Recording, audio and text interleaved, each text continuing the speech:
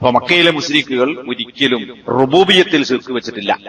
അപ്പൊ നോക്കൂ, ഇതുകൂടി മനസ്സിലാക്കുമ്പോൾ വളരെ അപകടം പിടിച്ച, ഒരിക്കലും ഇസ്ലാമിന്റെ ഉള്ളിലേക്ക് ഒരു നിലക്കും പ്രവേശിച്ചിട്ടില്ലാത്ത, ഒരു നിലക്കും മുസ്ലിമായി പരിഗണിക്കാൻ പറ്റാത്ത ഒരു വർഗമാണ് ഈ ഖുബൂരികൾ എന്നതാണ് ഇതിലൂടെ നമുക്ക് മനസ്സിലാക്കാൻ സാധിക്കുന്നത്. കാരണം മക്കയിലെ മുശ്രിക്കുകൾ സൃഷ്ടാവും റിസ്ക് നൽകുന്നവനും ജീവിപ്പിക്കുന്നവനും മരിപ്പിക്കുന്നവനും മഴ വർഷിപ്പിക്കുന്നവനും ഒക്കെ അള്ളാഹു ആണ്, അതിൽ വേറെ ആർക്കും യാതൊരു പങ്കുമില്ല എന്ന് വിശ്വസിച്ചപ്പോൾ റിസ്ക് തരാനും ജീവിപ്പിക്കാനും മരിപ്പിക്കാനും അതുപോലെ തന്നെ ഹിദായത്തിലാക്കാനും സ്വർഗത്തിലാക്കാനും ഇതിനൊക്കെ ഔലിയാക്കളായ ആളുകൾക്ക് കഴിയും എന്ന് വിശ്വസിക്കുന്നവരാണ് ആധുനിക മുശ്രിക്കുകൾ. റുബൂബിയത്തിലുള്ള ശിർക്കിന് ഉദാഹരണമായി ചില പണ്ഡിതന്മാർ വിശദീകരിച്ചിട്ടുള്ള കാര്യം സൂഫിസം. എന്താണ് സൂഫികൾ?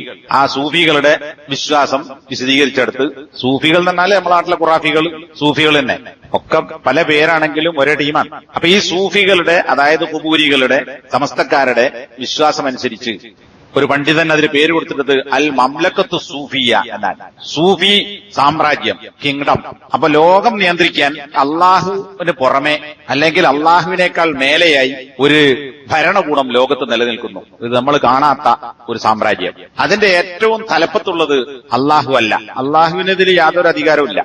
ഏറ്റവും മേലെ ഉള്ള ആൾക്കാണ് ഗൗസ് എന്ന് പറയുന്നത്. സാധാരണ നമ്മുടെ നാട്ടിലെ ഖുബൂരികൾ സമസ്തക്കാരായ ആൾക്കാർ അൽ ഗൗസുൽ ആളം, അധികവും ഗൗസ് എന്ന് മാത്രമല്ല അൽ ഗൗസുൽ ആളം എന്ന് പറഞ്ഞാൽ ഏറ്റവും മഹത്തായ, ഏറ്റവും വലിയ സഹായം അല്ലെങ്കിൽ സഹായി എന്നാണ്. അപ്പൊ ഏറ്റവും വലിയ സഹായി എന്ന് പറഞ്ഞാൽ അള്ളാന്റെ മേലെ പോയി. അപ്പൊ ആ പേര് എന്നതാ ഏറ്റവും മഹത്വമേറിയ മഹാനായ വലിയവനായ സഹായി എന്ന അർത്ഥത്തിലാണ്. ഇത് ലോകത്ത് ഒരാളെ ഉള്ളൂ, അള്ളാഹു അല്ല.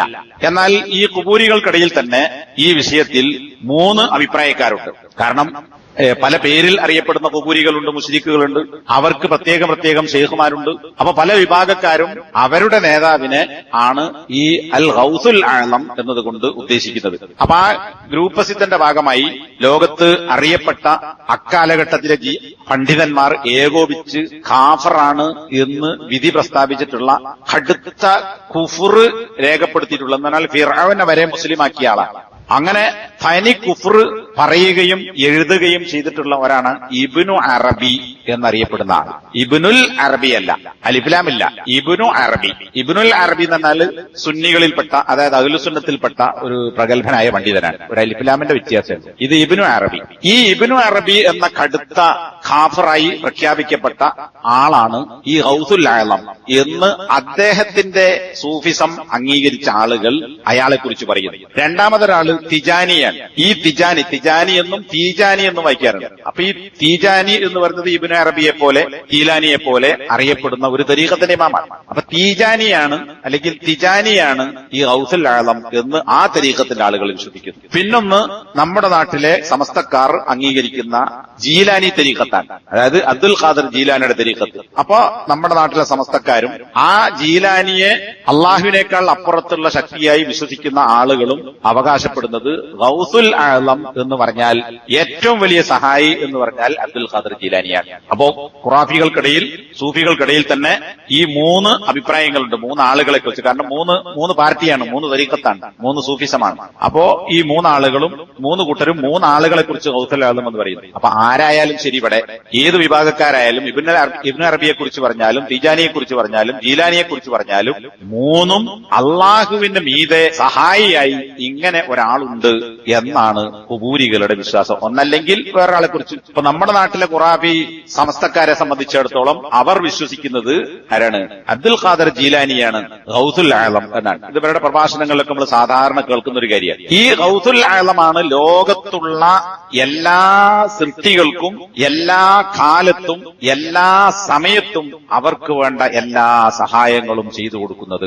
അതുപോലെ തന്നെ മുസീബത്തുകൾ, ശദായിദുകൾ, ആപത്തുകളും വിപത്തുകളും കഠിന പ്രയാസങ്ങളും ഒക്കെ ഉണ്ടാകുമ്പോ അവരുടെ താല്പര്യമെന്തോ ആഗ്രഹമെന്തോ അതൊക്കെ അവർക്ക് സാധിച്ച് നേടിക്കൊടുക്കുന്നതും ഈ ഗൗസുൽ ആളമാണ്. അതുകൊണ്ടാണല്ലോ ജീലാനി എന്ന് വിളിക്കുന്നത്. എപ്പോഴും സമസ്തക്കാരൻ ജീലാനി എന്ന് വിളിക്കാൻ കാരണം ജീലാനി എല്ലാം ശരിയാക്കി തരും, എല്ലാ മുസീബത്തും നീക്കും, എല്ലാ പ്രയാസവും നീക്കും, എല്ലാ ആഗ്രഹങ്ങളും നിറവേറ്റി തരും. ആരല്ല? അള്ളാഹു അല്ല. അല്ലെ, അള്ളാഹു ഉണ്ടോ എന്ന് വിശ്വസിക്കുന്ന അള്ളാഹുവിനേക്കാൾ ഇതൊക്കെ പെട്ടെന്ന് സാധിച്ചു തരിക ആരാണ്? ജീലാനിയാണ്. അതുകൊണ്ടാണ് വല്ലാ നീലെത്തിയെന്നും എന്നെ വിളിപ്പോർക്ക് വൈകൂടാതെ ഉത്തരം ചെയ്യും ഞാൻ എന്നവർ എന്ന് പറയുന്നത്. വിളിച്ചാൽ ഉത്തരം കിട്ടുന്നത് അള്ളാഹുവിനേക്കാൾ ആരാണ്? മൊയ്തീൻ ശേഖനെ വിളിക്കലാണ്, അബ്ദുൽ ഖാദർ ജീലാനി വിളിക്കലാണ്. ഇതൊക്കെ മലയാളത്തിൽ എഴുതി വെച്ചതാണ്, നമ്മുടെ നാട്ടിലെ സമസ്തക്കാർ എഴുതിയതാണ്. ഇനി ഈ ഗൗസുൽ ആലമിന്റെ താഴെ പ്രധാനമന്ത്രിക്ക് അല്ലെങ്കിൽ രാജാവിന്റെ കീഴിൽ പ്രധാനമന്ത്രി, അതുപോലെ തന്നെ മന്ത്രിമാർ, സഹമന്ത്രിമാർ, ക്യാബിനറ്റ് മന്ത്രിമാർ ഒക്കെ ഉള്ളതുപോലെ ഈ സൂഫി സാമ്രാജ്യത്തിലും ഇങ്ങനെ കുറെ ആളുകളുണ്ട്. ഗൗസുൽ ആലം എന്ന് പറയുന്ന ജീലാനി അല്ലെങ്കിൽ തിജാനി അല്ലെങ്കിൽ ഇബ്നു അറബി, അയാളുടെ കീഴിൽ അഖ്താബുകളുണ്ട്. അഖ്താബ് എന്ന് പറഞ്ഞാൽ കുത്തുബ് എന്ന് പറഞ്ഞാൽ അച്ചുതണ്ട് എന്നാണ് അർത്ഥം. അപ്പൊ ഭൂമിന്റെ അച്ചുതണ്ടൊക്കെ നമ്മൾ സ്കൂൾ പഠിച്ചിട്ടുണ്ട്. അച്ചുതണ്ട് കേന്ദ്രബിന്ദു, അതിന്റെ ചുറ്റുമാണ് ഇങ്ങനെ കറങ്ങിക്കൊണ്ടിരിക്കുന്നത്. അപ്പൊ ഈ ലോകത്തിന്റെ അച്ചുതണ്ടുകളായി അറിയപ്പെടുന്ന ആളുകളാണ് കുത്തുബ് എന്ന് പറയുന്നത്. അതിന്റെ ബഹുവചനമാണ് അഖ്താബ്. ഇത് 7 ആളുകളാണ്. അബ്ദുൽ ഖാദർ ജീലാനിയുടെ കീഴിൽ 7 കുത്തുബുകളുണ്ട്, 7 കേന്ദ്രബിന്ദുക്കളുണ്ട്. അവർക്കൊക്കെ പ്രത്യേകം ഡ്യൂട്ടികളും കാര്യങ്ങളൊക്കെ അവരുടെ ഗ്രന്ഥങ്ങൾ പരിശോധിച്ചാൽ കാണാം. ഇനി അഖ്താബ് കഴിഞ്ഞാൽ പിന്നെ ഔത്താദ് എന്ന് പറയുന്ന 3 അല്ലെങ്കിൽ 4, 2 അഭിപ്രായങ്ങളും അവരെ ഗ്രന്ഥം പരിശോധിച്ചാൽ കാണാം.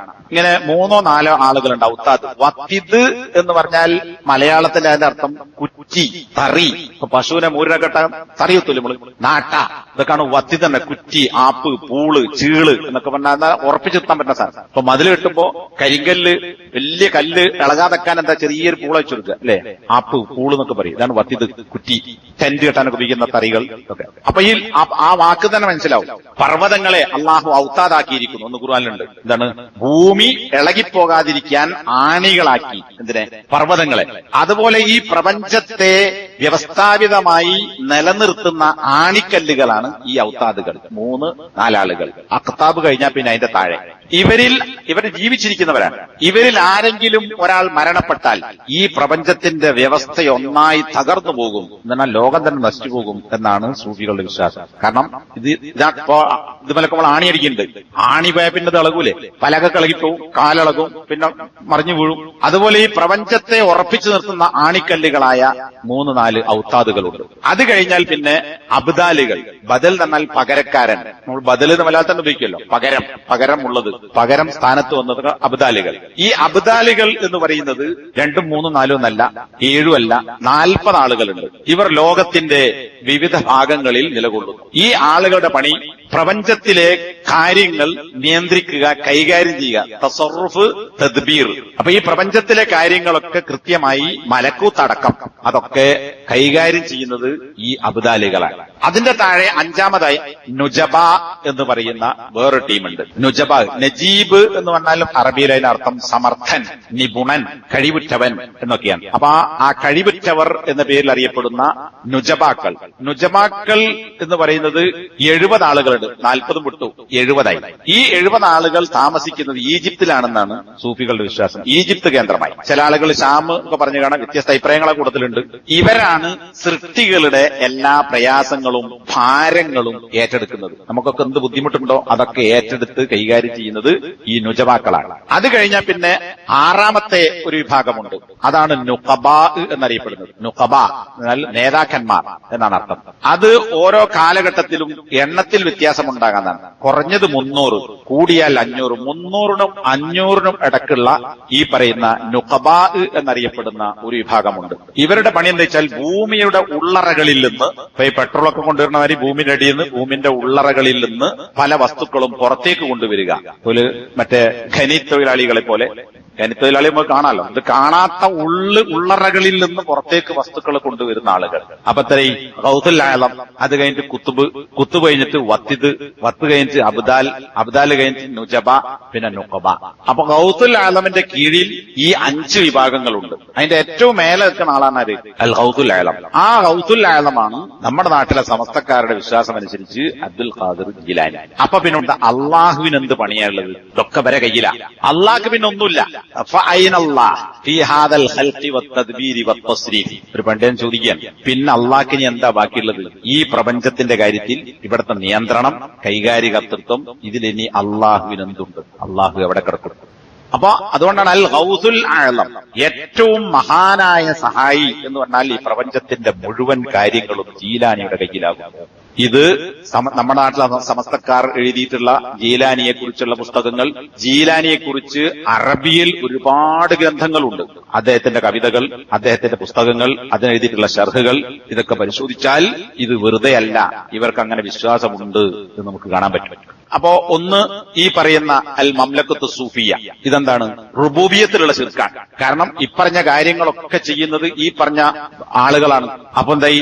അള്ളാഹുവിനെ പോലെ അല്ലെങ്കിൽ അള്ളാഹുവിന്റെ അപ്പുറത്ത് ഈ പ്രപഞ്ചത്തെ നിയന്ത്രിക്കുവാനും കൈകാര്യം ചെയ്യുവാനും വ്യവസ്ഥപ്പെടുത്തുവാനും കൊണ്ടുപോകുവാനും, അതായത് റുബൂബിയത്ത്, ഇതിന് അള്ളാഹുവിന് പുറമെ അല്ലെങ്കിൽ അള്ളാഹുവിന് മീതയായി ഇത്തരം ആളുകളുണ്ട് എന്ന് നമ്മുടെ നാട്ടിലെ സമസ്തക്കാരൻ വിശ്വസിച്ചു. ഇത് മക്കയിലെ ഒരു മുശ്രിക്കും, അബൂജഹലു, ഉത്ബൈ, ഷൈബൈ, അബൂലഹബൊക്കെ പോട്ടെ, അതിനേക്കാളൊക്കെ താഴെയുള്ള ഒരു മുശ്രിക്ക് പോലും, ഒരു മുശ്രിക്ക് കുട്ടി പോലും ഇപ്പറഞ്ഞ റുബൂബിയത്ത് അള്ളാഹു അല്ലാത്ത ആർക്കെങ്കിലും എന്തെങ്കിലും ഉണ്ട്. ഇതൊക്കെ പോട്ടെ, നിയന്ത്രണമൊക്കെ പോട്ടെ, ഒരു മഴ, ആകാശത്തിൽ നിന്ന് മഴ വർഷിപ്പിക്കുന്നത് ആരാണെന്ന് വെച്ചാൽ അള്ളാഹുവാണ്. ഇത് മക്കയിലെ മുശ്രിക്ക് പറഞ്ഞ മറുപടിയാണ്.